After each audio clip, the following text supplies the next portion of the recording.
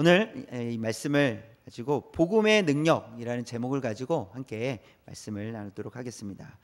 복음에는 하나님의 능력이 나타난다, 이렇게 로마서 1장 16절에서 말씀하고 있어요. 함께 한번 읽어볼까요? 시작. 내가 복음을 부끄러워하지 아니하노니 이 복음은 모든 믿는 자에게 구원을 주시는 하나님의 능력이 됨이라. 먼저는 유대인에게요, 또한 그리고 헬라인에게로다.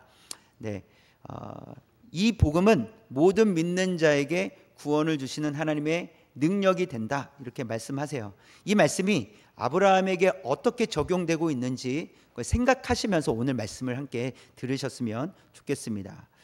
하나님께서 아브라함에게 이삭을 번제로 드리라는 이 사건을 통해서 본문 전체, 우리가 1절부터 18절까지 읽었는데요, 이 전체를 다 내용을 다 다루지는 못하고요, 이 본문에 나타난 복음에 초점을 맞추어서 오늘은 말씀을 함께 나누도록 하겠습니다. 이 구약에 나타난 복음, 그 복음을 통해서 예수 그리스도가 어떻게 나타나고 계시는지를 함께 살펴보려고 합니다.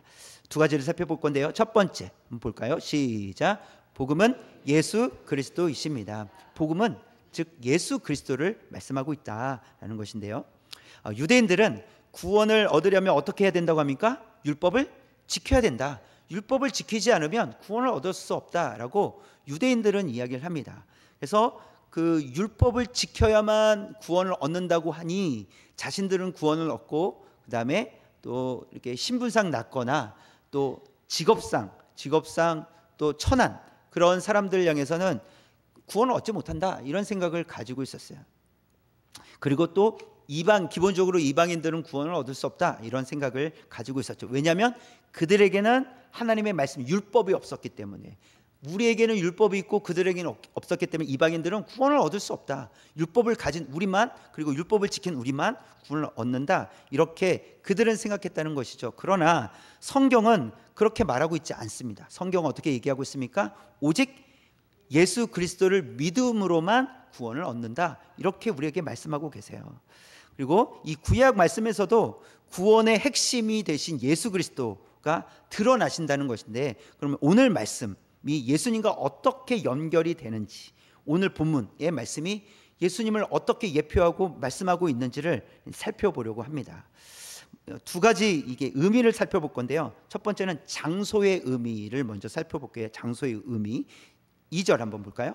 2절 시작. 여호와께서 이르시되 내 아들 내 사랑하는 독자 이삭을 데리고 모리아 땅으로 가서 내가 내게 일러준 한 산 거기서 그를 번제로 드리라, 이렇게 해서 하나님께서 아브라함에게 하나뿐인 이 독자 이삭을 번제로 드려라, 그래서 모리아 땅으로 가라, 이렇게 말씀을 하셨습니다.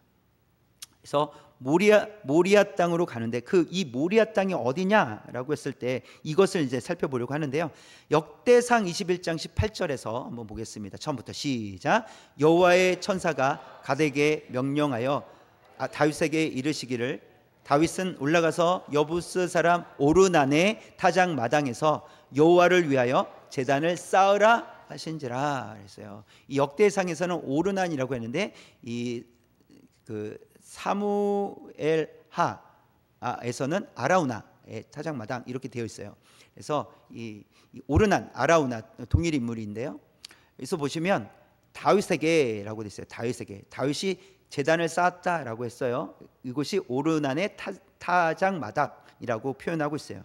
그래서 이 모리아 땅하고 이 오르난의 타작마당이 어떻게 연결되는가라고 했을 때 역대하 3장 1절에서 이걸 연결시켜 주고 있어요. 처음부터 시작. 솔로몬이 예루살렘 모리아 산에 여호와의 전 건축하기를 시작하니 그곳은 전에 여호와께서 그의 아버지 다윗에게 나타나신 곳이요 여부스 사람 오르난의 타작 마당에 다윗이 정한 곳이라. 지금 이제 솔로몬 때인데요, 자, 솔로몬이 예루살렘 모리아 산이라고 했어요.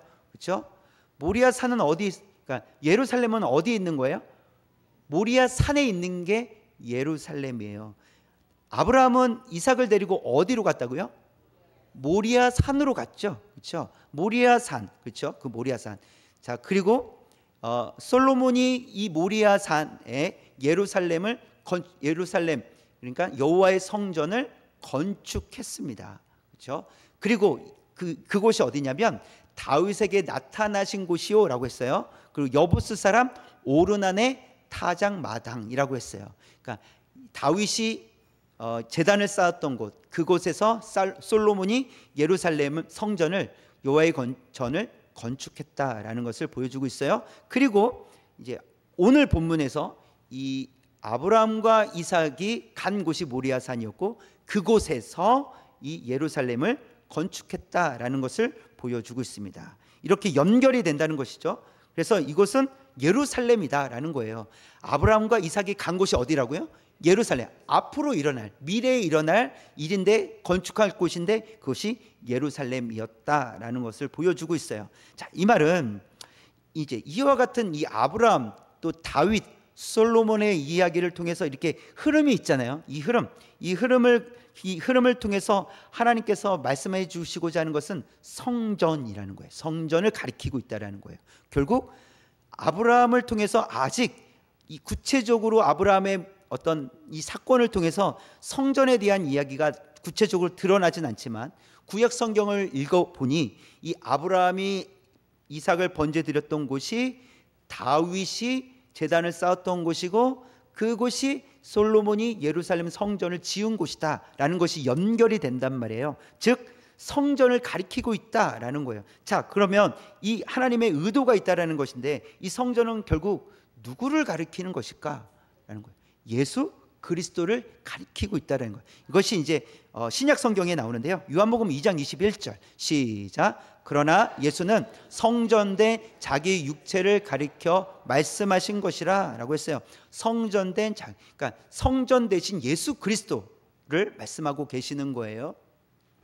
건물 성전이 아니라 예수님이 성전이시다라고 말씀하시는 거예요. 히브리서 9장 24절 볼까요? 시작. 그리스도께서는 참 것의 그림자인 손으로 만든 성소에 들어가지 아니하시고 바로 그 하늘에 들어가사 이제 우리를 위하여 하나님 앞에 나타나시고, 건물로 된 성소에 들어가지 않으셨다, 하늘로 가셨다라는 거예요. 이 말은 예수님은 성전이시고, 그리고 성전이신 예수님은 하나님께서 임재하시는 곳이라는 거예요. 그러니까 예수님을 통해서만 하나님께로 들어갈 수 있다라는 거예요. 그것을 지금 하나님께서는 이 아브라함의 사건, 그다음에 다윗의 사건, 그리고 솔로몬의 이야기를 이렇게 쭉 연결하면서 성전을 가리키고 있고, 그 성전은 곧 예수 그리스도시다. 예수 그리스도를 통해서만이 오직 하나님께로 갈 수 있다라는 것을 말씀해 주고 계시는 거예요. 그래서 아브라함에게 일어난 그 일은 단순히 아브라함에게만 일어난 것이 아니라 그 사건을 통해서 어떻게 하나님께서 구원하실지를 보여주고 계시다라는 거예요. 내가 구원하겠다, 이것을 아브라함의 사건, 아브라함과 이삭의 사건을 통해서 보여주고 계시다라는 것입니다. 이것이 이 모리아 땅의 이 장소의 의미가 있어요. 또 그 다음에 지명의 의미가 있는데, 이 아브라함은 이 여호와의 명령대로 이삭을 번제로 드리기 위해서 이삭을 결박하고요, 칼로 잡으려고 했어요. 그때 하나님께서 아브라함을 부르셨고 멈추게 하셨어요. 그래서 하나님께서 준비해 놓으신 이 수풀에 걸려있던 순양을 발견하게 하시고 이삭을 대신해서 하나님께 번제로 드리게 됩니다. 그리고 나서 그 땅을 무엇이라고 합니까? 여호와 이레, 이렇게 명해요. 여호와 이레, 이 지명이 되죠. 여호와 이레라는 의미가 뭘까? 14절에 기록하고 있어요. 14절 시작. 아브라함이 그 땅 이름을 여호와 이레라 하였으므로 오늘날까지 사람들이 이르기를 여호와의 산에서 준비되리라 하더라. 준비되리라 하리라. 여기서 보시면 1차적으로는 이삭을 대신할 순양을 준비해 놓으셨잖아요. 그렇죠? 이삭이 죽지 않고 대신해서 순양을 준비해 놓으셨고, 그 순양이 대신 죽었단 말이죠. 그래서 준비해 놓으셨다. 1차적으로는 이런 의미가 있어요. 그러나 하나님께서 계획하신 것은 그런 1차적인 의미가 아니었어요. 앞으로 일어날 일에 대한 부분이었어요.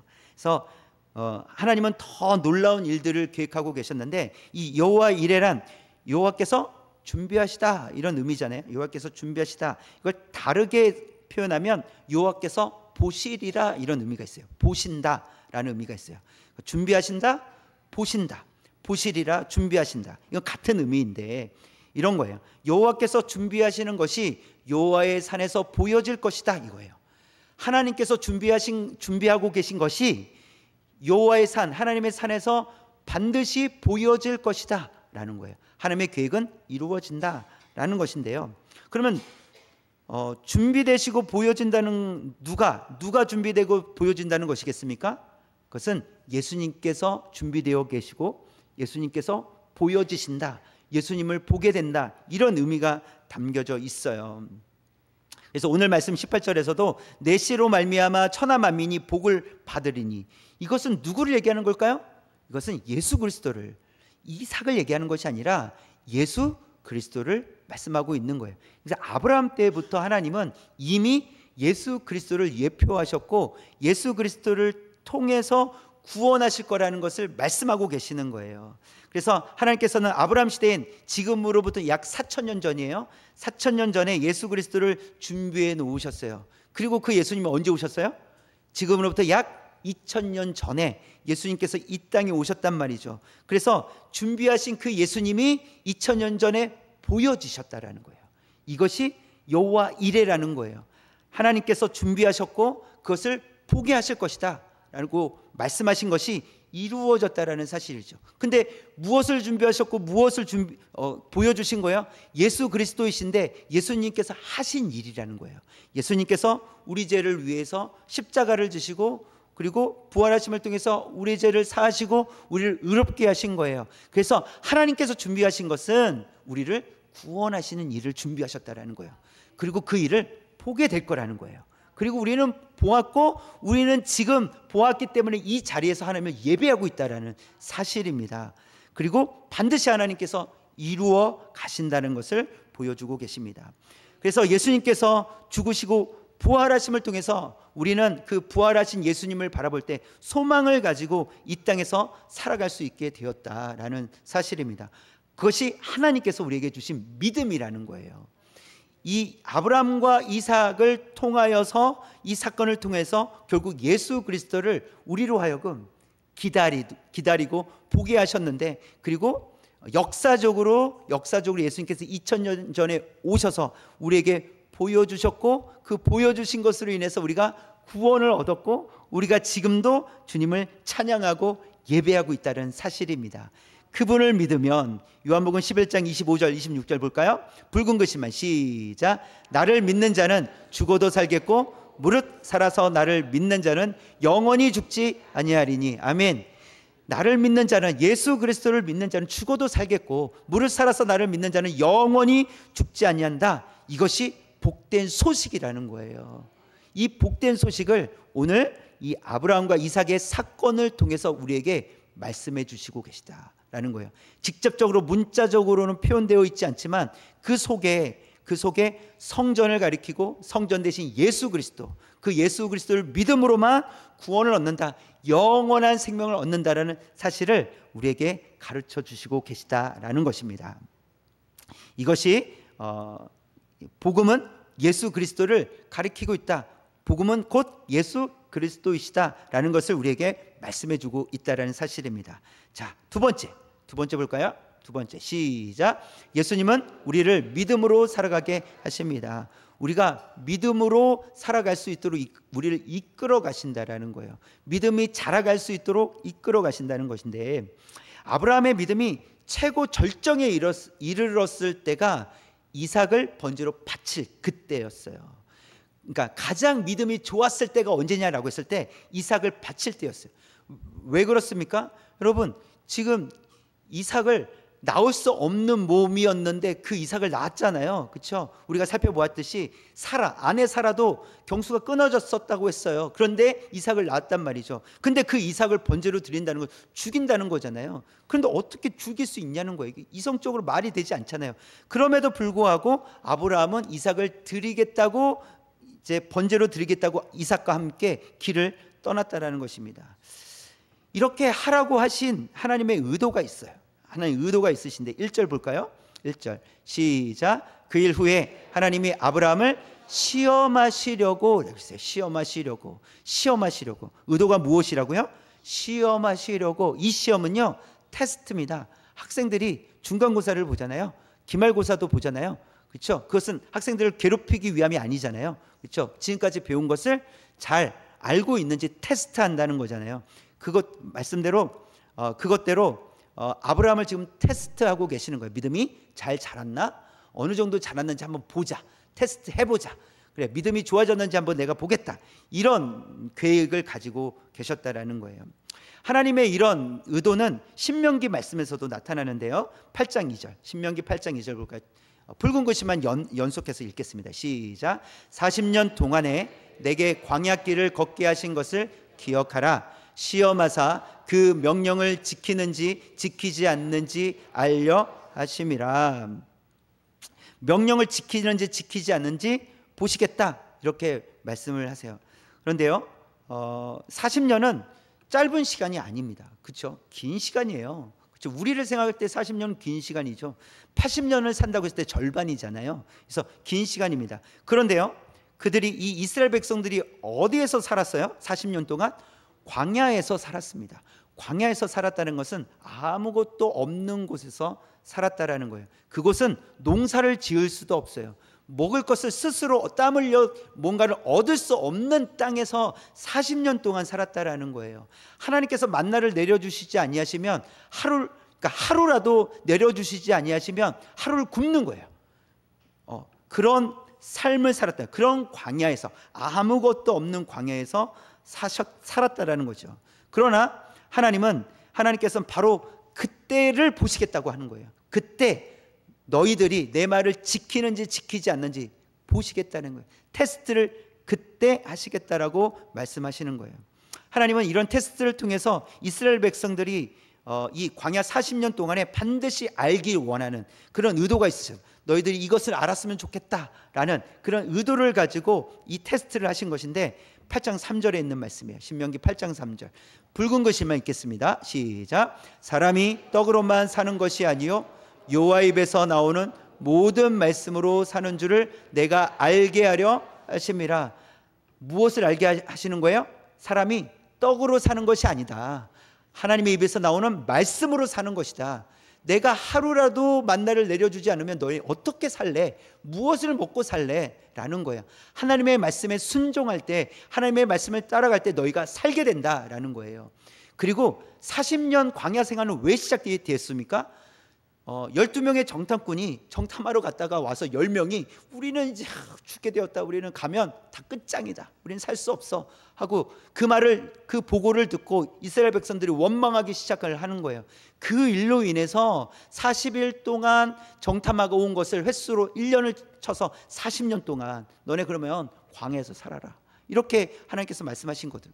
그러니까 하나님을 신뢰하지 못하면 어떻게 되는지를 이미 광야 40년의 시간 동안에 보여주고 있는 것이고, 또 하나님께서는 그래, 너희들 얼마나 내 말을 듣고 또 살아가는지 내가 한번 보겠다. 광야 40년 동안 너희들이 내 말을 듣지 않으면 결국 내가 너희와 함께 할 수 없다, 이런 의미가 담겨져 있겠죠. 그래서 사람이 떡으로만 사는 것이 아니라 하나님의 말씀으로 사는 거다 라는 것을 가르쳐 주시기 위해서 지금 테스트하고 계시다라는 거예요. 이스라엘 백성들에게 말씀에 순종하는 것이 살 길이다라는 것을 말씀해 주고 있는 거예요. 지금 아브라함에게도 마찬가지죠. 하나님의 말씀에 순종하는 것이 살 길이다, 살아난다. 살아나는 것은 하나님께서만 하실 수 있다. 아브라함도 지금 이것을 배우고 있는 중이에요. 그것을 말씀하고 있는 것입니다. 그래서 오늘 말씀을 통해서 하나님께서는 이삭을 죽이시려는 의도가 전혀 없으셨다라는 거예요.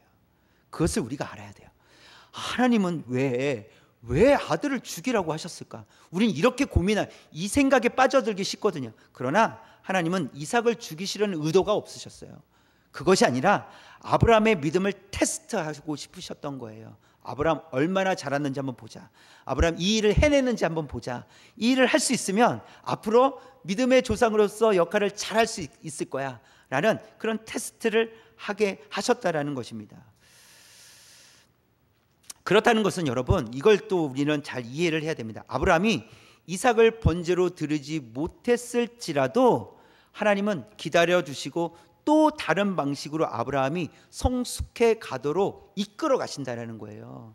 여러분, 우리가 실패하면 너 끝이야, 하나님 이렇게 하시지 않는다는 거예요. 아브라함이 여기서 실패했을지라도 아브라함, 하나님 기다려 주셨을 거예요. 그리고 또 다른 방식으로 그것을 이게 넘어갈 수 있도록, 믿음이 자라갈 수 있도록 하실 거라는 거예요. 사실요, 앞에서 우리 아브라함을 봤잖아요. 실패한 아브라함을 봤잖아요. 창세기 12장 20장에서 아내를 누이라고 속이는 그런 장면들을 봤잖아요.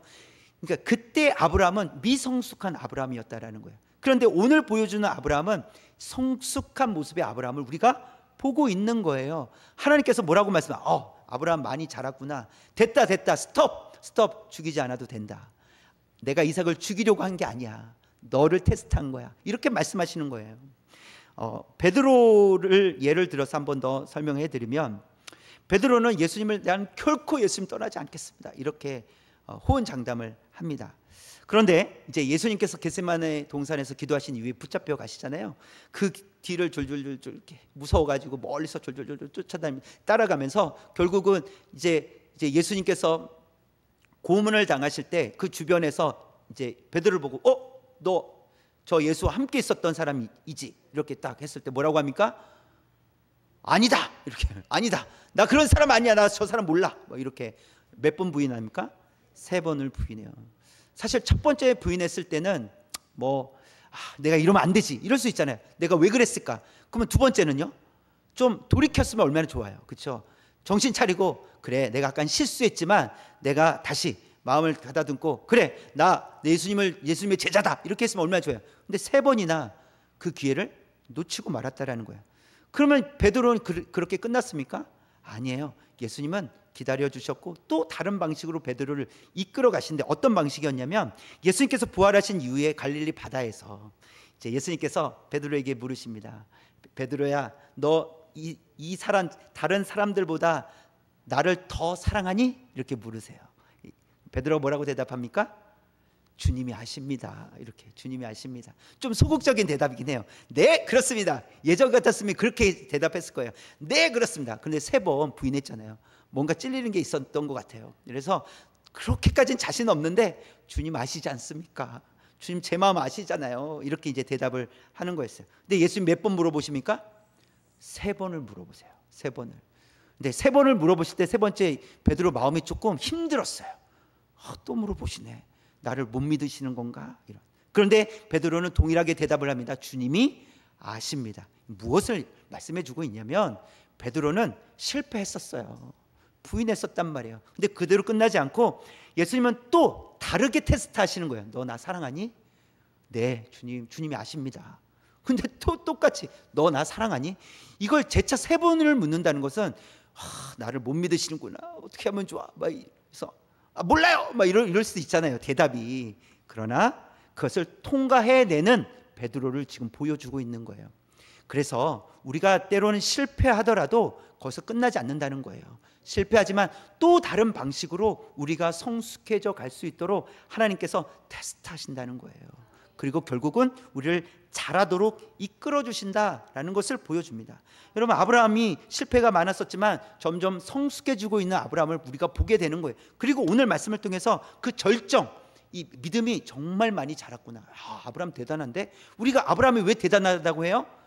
아브라함은 아브라함 믿음이 좋다고 이렇게 얘기하잖아요. 그런데 앞에서 살펴본 아브라함은 믿음이 그렇게 좋아 보이지 않았단 말이죠. 그런데 오늘 이 본문에 나온 아브라함은, 이야, 대단한데? 어떻게 이렇게 할 수 있었지? 아브라함은 자라가고 있었다라는 거예요. 그리고 그만큼 자랐다라는 것이죠. 오늘 말씀 2절에 보면 하나님은 번제로 드려라, 이렇게 명령을 하세요. 그리고 3절에서는 아브라함이 즉각 순종하는 모습이 나와요. 그러니까 2절과 3절에 아브라함이 고민하는 모습이 하나도 없어요. 걱정, 근심하는 모습이 하나도 없어요. 그걸 기록하지 않았어요. 왜 기록이 없을까? 아브라함은 고민하지 않았을까? 걱정되지 않았을까? 그런데요, 성경은 그런 걸 완전히 배제합니다. 무엇을 보여주시기 위함이에요? 우리로 하여금 보여주시기 위함인데, 아브라함의 믿음을 보여주시기 위함이에요. 아브라함은 비록 연약했지만, 부족함도 있었지만 자라갔고 결국은 믿음으로 하나님 말씀을 순종하며 살았다라는 것을 우리에게 메시지로 들려주시기 위함이었다라는 것이죠. 그래서 하나님께서는 저와 여러분들에게 믿음을 보여주고 싶어 하신다는 거예요. 히브리서 11장 19절 볼까요? 처음부터 읽겠습니다. 시작. 그가 하나님이 능히 이삭을 죽은 자 가운데서 다시 살리실 줄로 생각한지라 비유컨대 그를 죽은 자 가운데서 도로 받은 것이니라. 이삭을 죽은 자 가운데서 다시 살리실 줄로 생각한지라. 누가 그렇게 생각했다는 거예요? 아브라함이요. 아브라함이 이삭을 번제로 드리면서 하나님께서 살려주실 거라고 생각했다, 이렇게 돼 있어요. 여러분, 로마서 1장 16절, 아까 제가 서두에 말씀드렸던 이 복음은 모든 믿는 자에게 구원을 주시는 하나님의 능력이 됨이라. 예수 그리스도는 하나님의 능력이에요. 구원을 주시는 하나님의 능력이라는 거예요. 아브라함이 이 믿음을 갖고 있었다라는 거예요. 이삭을 죽은 자 가운데서 다시 살리실 줄로 생각한지라 라고 하는 거예요. 근데 지금 이 이삭이 결국은 누구를 예표하고 있어요? 예수 그리스도를 예표하고 있다는 거예요. 그렇죠? 예수님을 다시 살리시는 하나님을 지금 보여주고 있는 거예요. 여러분, 아브라함의 행동은요, 일반적으로는 매우 무모한 일이었어요. 그렇지 않습니까? 어떻게 자식을 하나님께 번제로 그냥 순종하겠다고 합니까? 그렇죠? 굉장히 무모한 일이었습니다. 그런데 이것을 믿음의 관점으로 보면요, 아브라함은 오직 하나님만을 신뢰한 거예요. 이걸 우리가 이해할 수 있어야 됩니다. 그냥 일반적으로 인간적인 그냥 생각으로 보면 매우 무모한 거예요. 그런 짓 하면 안 돼요. 어떻게 그럴 수 있습니까? 그런데요, 믿음의 관점에서 보면 전적으로 하나님만 신뢰한 거예요. 그 말은 아브라함은 자기의 생각을 내려놓았다라는 겁니다. 여러분, 내 생각을 가지고 있으면 어떻게 말하는지 아세요? 내가 생각해봤는데 안 돼. 이 불가능한 일이야. 어떻게 그렇게 할 수 있어? 이건 내가 생각을 갖고 있기 때문에 그래요. 근데 지금 아브라함의 상황이 그런 상황이거든요. 아브라함이 자기 생각이 있었다면 그렇게 못했을 거예요. 하나님, 이게 말이 되는 이야기입니까? 하나님, 그토록 오래 기다려서 아들을 주셨는데, 제가 아들을 얻었는데 하나님 다시 달라니요. 이렇게 자기의 생각을 얘기할 거예요. 그러나 아브라함은 자기의 생각을 얘기하지 않고 하나님을 바라봤던 거예요. 하나님을 바라보니 어떻게 고백할 수 있었어요? 다시 한번 붉은 것이 시작. 이삭을 죽은 자 가운데서 다시 살리실 줄로 생각한지라. 이건 아브라함의 믿음이 대단한 것이 아니라 하나님의 높고 위대하심을 찬양하고 있는 거예요. 하나님의 전능하심을 지금 고백하고 있는 거예요. 누구만이요? 하나님만이 살리실 수 있습니다. 내 생각을 내려놓으니 하나님만 보인다는 것이죠. 저와 여러분도 믿음으로만 하나님만 신뢰하는 성도 되기를 원합니다. 우리의 생각을 때론 내려놔야 돼요. 우리의 경험을 내려놔야 돼요. 그래야 하나님이 어떤 분이신지 보여요. 그러나 내 생각을 가지고 내 경험을 가지고 있으면 그건 안 돼요. 기도해도 안 돼요. 기도로도 안 되는 거예요. 이렇게 말한다는 거예요. 여러분, 안 됩니까? 왜 안 된다는 거죠? 누가 안 된다는 겁니까? 내가 안 된다는 거지 하나님이 안 된다는 게 아니잖아요. 근데 내가 안 되는 걸 가지고 하나님도 안 되는 것처럼 말한다는 거예요. 그것은 내가 생각을 갖고 있고 경험상 내 경험을 가지고 말하기 때문이라는 거예요. 그러나 내 생각과 경험을 내려놓으면 하나님만 보이기 때문에 전능하신 하나님, 위대하신 하나님, 무엇이든지 다 이루시는 하나님, 천지 만물을 창조하신 하나님만 보게 된다는 거예요. 그분이 하실 거라는 거예요. 그리고 그분이 살리실 거라는 거예요. 이것이 진정한 믿음인 줄 믿습니다. 우리가 이렇게 믿음으로 살아가려고 하는데 또 우리는 그렇게 믿음으로 살아갈 때 고난과 고통의 시간도 맞이하게 됩니다. 이것도 우리가 기억해야 돼요. 우리가 믿음으로 산다는 것은 고난이 없는 것이 아니라 오히려 더 고난이 있을 때가 많이 있어요. 더 고통스러울 때가 많이 있습니다.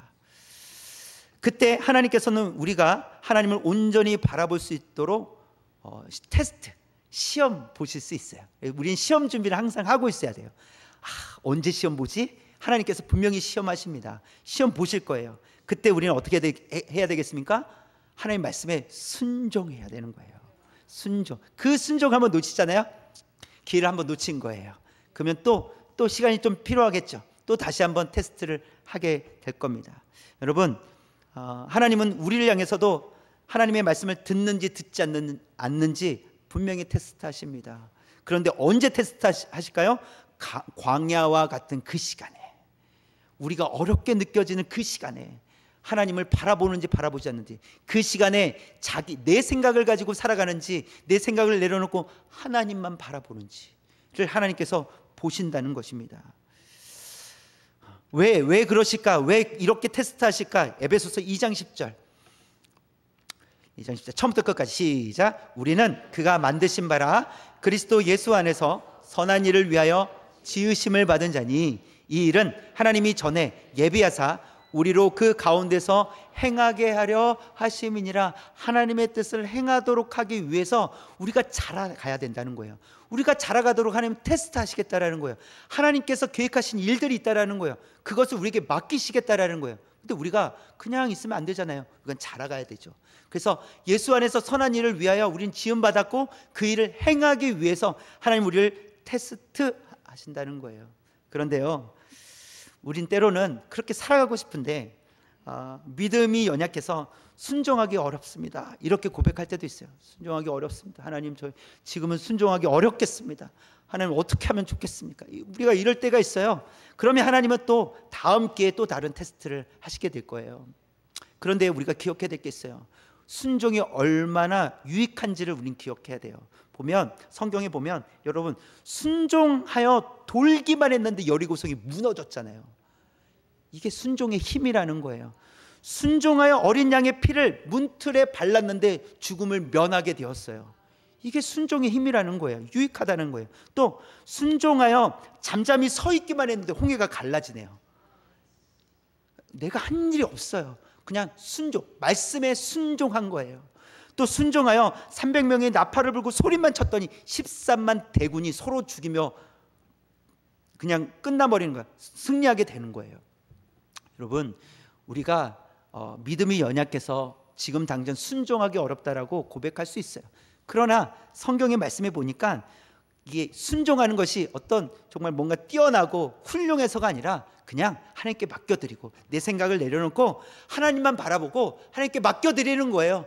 그럴 때 하나님께서 우리에게 승리하게 하실 줄 믿습니다. 하나님의 뜻을 이루어 가실 줄 믿습니다. 그래서 우리는 순종이 필요한 성도다라는 겁니다. 저와 여러분, 순종이 필요합니다. 예수님께서 순종하심으로 십자가를 통과하셨고 하나님의 뜻을 이루어내셨듯이 우리도 순종함을 통해서 하나님의 뜻을 이루어가는 성도 되길 원합니다. 말씀에 순종하는 것이 살 길이다, 이렇게 고백하며 살아가는 성도 되길 원합니다. 우리 한번 외쳐볼까요? 말씀에 순종하는 것이 살 길이다. 아멘. 여러분, 말씀에 순종하는 것이 살 길임을 알고 믿음으로 순종하는 저와 여러분 되시기를 주님의 이름으로 축원합니다. 기도하겠습니다.